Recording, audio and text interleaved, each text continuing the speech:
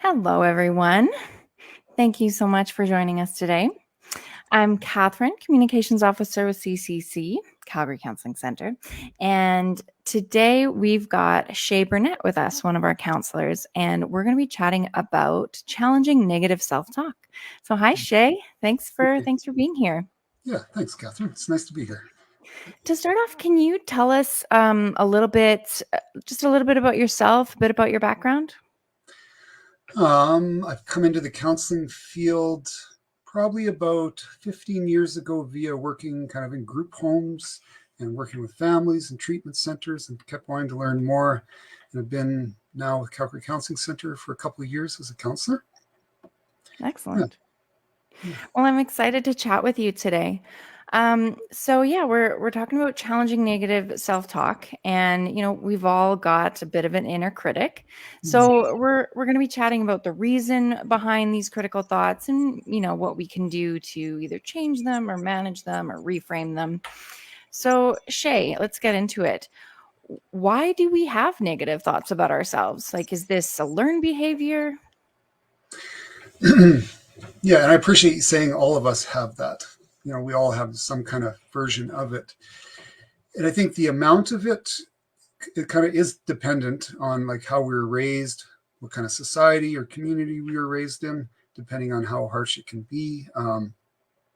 Sometimes I think families will carry a stress of wanting to fit in, whether economically, racially, or just personally in any group, and can show that there's quite a bit of shame if you don't do things really well. And then as kids growing up and then adults, we kind of take that on as a norm where we need to be a certain way to be okay.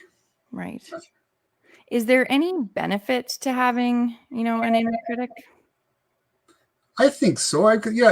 Because I think it can be motivating and it can also provide us with maybe a gauge of social norms. Like, okay, I need to actually bring myself to this or that. Maybe that's acceptable here or there. Those two would come out motivating. I think sometimes I can hear in my own voice, oh, I need to do my work better. So it can be a personal gauge to kind of keep things going work-wise. Right. Yeah. In your work and when you're seeing clients, do you see are there any common themes or patterns when it comes to negative thinking? I would say the one that's most challenging for people is some version of perfectionism. That Okay. somehow, if I just do everything right, or I just need to do everything right to be okay. And missing in doing so, it misses on the chance just to be a human. And so there's this kind of constant pressure, which then creates a lot of anxiety, not feeling like one's okay to be around.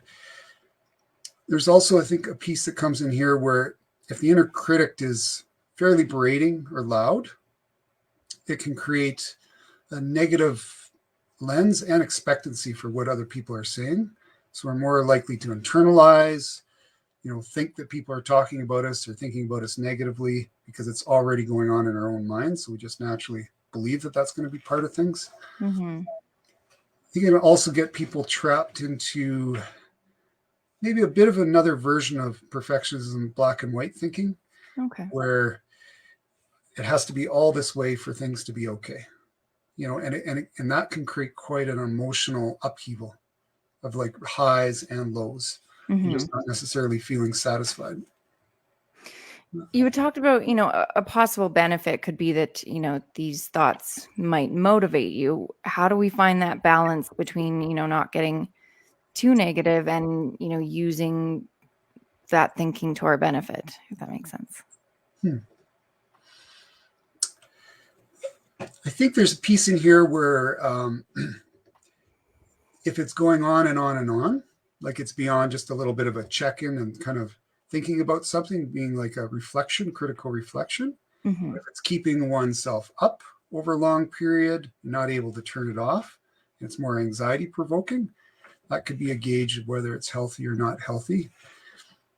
If it's finding, that one's negative about other people all the time, that's often can be a projection of feeling negative about oneself. Just naturally, It's going to kind of move out.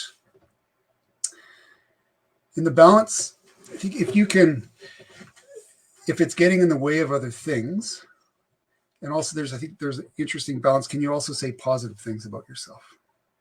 Or Right. is there is that as easy? Is the criticism like, okay, there's that criticism, and I'm also still a wonderful human being, or I've made that mistake. That doesn't mean I'm a bad person. Yeah. Yeah. So how can shifting to maybe a more positive self-talk improve our mental well-being? How can it improve it? Well, we are constantly manifesting our life, relative to what we can have an impact on. And shifting to a positive is, do we want to have a positive expectancy? Is that going to help us be ready, feed into positive narratives for ourselves and other people? And if we have a negative expectancy, like we're more likely to be, where our mind goes, our kind of energy, our life energy goes. So when we're orientating to be on an affirmation, looking for the glass half full kind of thing, that we're more likely to be supportive, and people are actually more likely to support us, because it's kind of hard. People tend to move away from us when we're feeling really negative. Mm-hmm. So what can we do? How are some ways that we can challenge some of the negative thoughts we're having, or reframe them to be more positive? I think sometimes a bit of understanding I have now of the critical thinking is, sometimes it's at its strongest when we're feeling dysregulated.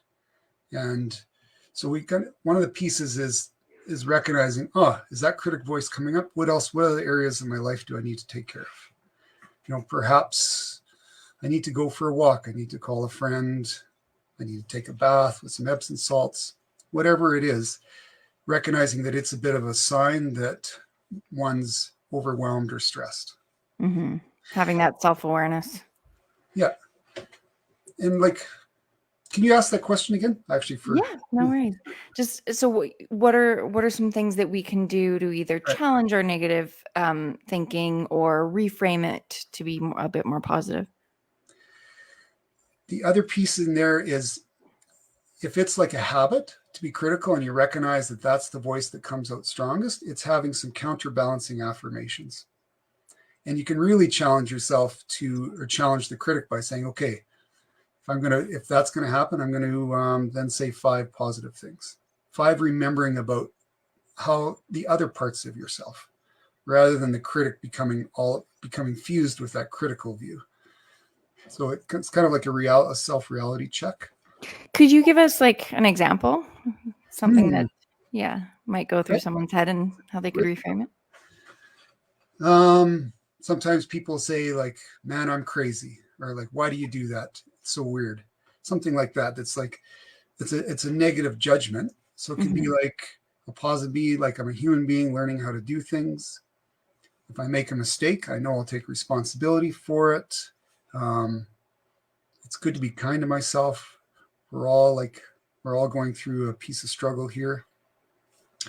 Which That's also reminds me, really tying into ideas of self-compassion as well. beautiful. Yeah. And that was actually the third piece, a compassion break it's good on many fronts, both mental, emotional, and kind of the narrative that we're carrying. And that when we recognize that our system is feeling, criticism generally causes some kind of anxiety or adrenaline. So it can be very motivating. That's its positive thing, but also when it's left on too long, it can be quite anxiety provoking or angering. And so in a compassion break, we just recognize and validate, okay, the system is feeling a bit of this or that right now. The heart's beating faster, the chest tight, my stomach. So just saying, okay, this is experiencing, rather than cut off and just trying to justify, and I have to do this. Just dropping in and taking a moment. And then recognizing, part of having compassion is recognizing it's a human experience that many humans have. And that we are all humans together, and that people going through your situation would also be having a similar experience at times. And the third part is, sometimes it's hard to say kind things to ourselves, but sometimes it's easier to say kind things to other people and be supportive of other people. So you can kind of think of, what would I say to a friend that's doing this? And then say that to yourself, give yourself that challenge. Um, yeah, I find the second piece you said about, remembering that it's a common human Hmm. emotion or experience or whatever it is that we're going through. That for some reason I can find that so powerful, Hmm. because especially negative emotions, it can feel kind of isolating, like I'm the only one going through this. But when you stop and remember that, I don't know, Yeah. I find that really calming. Well, and I think the science catches up with your experience, because anxiety lives in the land of being disconnected from support. And once we're reminding ourselves that we are connected, and I think that's sometimes why people find faith so strong, is because it's like there feels like there's that secure attachment happening. Right. So it can be community, it can be, yeah, beliefs. So speaking of how, we would talk to a friend, if I have someone in my life that I care about, whether that's a child, a spouse, a friend or something, and I notice that they are quite critical of themselves, how can I support them in challenging their own negative thinking? Great question. Because it can be easier just to kind of move away or not know what to do. I mean, and it can be really challenging when somebody's feeling really negative about themselves or just negative in general. Um, at some point, I'm going to jump right to one of the pieces after there's been some dialogue. I think there's some laughter as possible, like at the ridiculousness of the critic voice. And that can also show another person that, like, there's other moods are possible. But getting to that point is, I would say, is noticing what the person needs. Because the content can be, it can be all kinds of content. It can be constantly, but there's generally a need. There is a need under there somewhere. Maybe there's a need for feeling safety or acceptance, belonging, um, just being acknowledged as valid. And so, in watching or being with your friends, or family, it's like seeing if you can recognize what's underneath that and talking to Mhm. that, rather than getting lost in the content.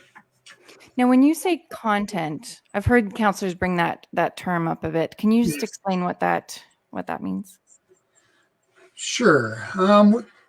I think maybe by an example, it could be like all these, let's say it's somebody in the house critical of the other people in the house. They never clean up. They're not doing this. The door's always left open. The toilet's not flushed, so forth. Um, so that would be outwardly critical. And they'd be recognizing that this person is looking for some reciprocity in the house. They would like to have a need for the house to be organized for their own state of mind. Mhm. I So can relate to that. yep. There you go. There's contentment found when things are, have their place. So I think in conversation, so when people are feeling, there's the desire to like fix and figure out what's that content and like how are we going to work that out. And that's part of it, but it's also understanding where a person's coming from. Okay. So when a person's being self-critical, like I should have done this or I should have done that, or I'm never like, I'm never good enough, it's like allowing the person to say, hey, I accept you just the way you are. you know it's okay, we're here right now, this is life, we move through things, I've got your back, that kind of thing. Yeah. So Shay, at what point would it might be a good idea to talk to a professional if you're struggling with negative self-talk? What signs might be there that you might need help? Well, if people around are saying, like, boy, you really seem down all the time, like it's so forth, those things are kind of coming out and you're not seeing it or you're not able to change it, it could be helpful to have some professional come in and work out some strategies around that. I think if the criticism is like there's one of the kind of results can be just a lot of anxiety all the time. And so that's really challenging for anyone. And part of anxiety is that it can make people shrink more and like even less want to take risk and reach out. And so then that's often a good time then to say, okay, I need some help. And and if anxiety stays on too long, often depression follows anxiety. So then there's more thoughts of like not wanting to be around, not able to get out of a low mood, just constantly feeling unsettled. And those are times like the critic, I think, can have a narrative of not being worthy of help. without us even knowing it. Kind of just an unconscious thing. So it can be the hardest thing is to say, I need some help. And if people around you are not necessarily skilled, then like a counselor can be the next person, because they are a place where you can just be as you are, try to figure it out and work out, and don't have to show up in any particular way. Yeah, for sure. Che, is there anything else that that we didn't touch on? Anything you think the audience should know about negative self-talk? I think I'd come back to your first question, that it's a learned skill. So, and it often happens in an absence or in a vacuum of not having other skills. And Okay. and it could be like criticism often came on like it was the easiest way to get something done, to help somebody get propelled. So part of learning, growing out of being really self-critical, is learning other skills.